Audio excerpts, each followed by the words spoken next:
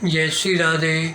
आनंद आशुलिपि पत्र का अंक 33, प्रतिलेखन संख्या 20, गति 80 शब्द प्रति मिनट, कुल शब्द 400।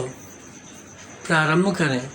सभापति महोदय, मैं समझता हूँ कि इस विषय को देखने का यह बहुत अच्छा तरीका है, क्योंकि हमें अपनी भूल के कारणों को जानना चाहिए और यह भी कि हम अपनी स्थिति को कैसे सुधार सकते थे। आदि आदि विराम।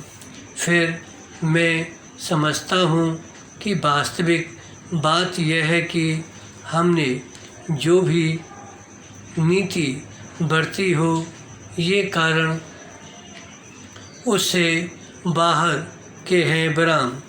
दुनिया पर प्रभाव डालने वाले कारण इससे बड़े और अधिक गहरे हैं और बड़े से बड़े राष्ट्र की ही भांति हम भी इन शक्तियों द्वारा इधर उधर खिंचते रहते हैं विराम।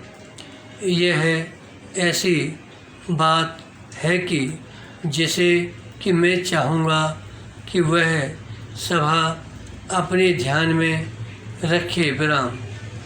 एक दूसरी बात जो हम पर अधिक लागू होती है, यह है कि उन दुर्घटनाओं के कारण जो कि भारत में 15 अगस्त 1947 से लेकर होती आई हैं, उन बातों का वजन घट गया या कुछ समय के लिए जाता रहा, जो हम बाहरी दुनिया में कर सकते थे विराम।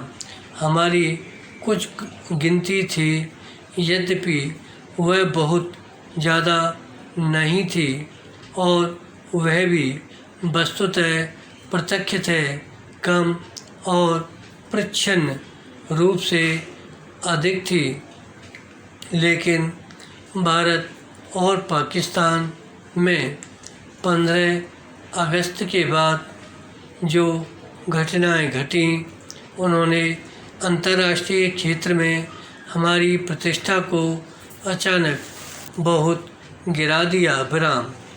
पाकिस्तान की बात मैं कहूँ तो स्वभावतः उसकी बड़ी गिनती नहीं थी, क्योंकि उसकी कोई पृष्ठभूमि नहीं थी। वह नवांगतुक था विराम।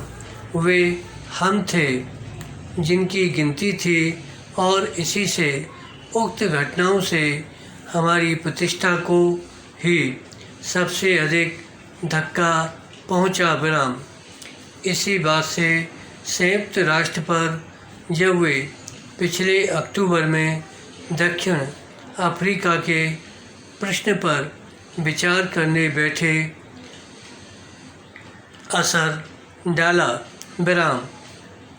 निश्चय ही भारत की घटनाओं ने संयुक्त राष्ट्र की साधारण सभा पर, जबकि उसमें दक्षिणी अफ्रीका के प्रश्न पर विचार हो रहा था, प्रभाव डाला।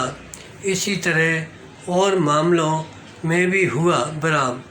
ये सब बातें हमारी वैदेशिक नीति से कोई संबंध नहीं रखती विराम। जो विषय मैं इस सभा के सामने प्रस्तुत करना चाहता हूँ, वह यह है कि यह हमारे लिए अच्छा हो सकता है कि हम यह अथवा वह वैदेशिक नीति ग्रहण कर लें। इनमें से एक तटस्थता की नीति, या जैसा कि पंडित हृदय नारायण कुंजरू ने कहा था, अधिक निश्चयात्मक नीति हो सकती है विराम। लेकिन जो कुछ हुआ है उस पर कुछ अन्य ही विपरीत बातों का प्रभाव पड़ा है विराम। धन्यवाद।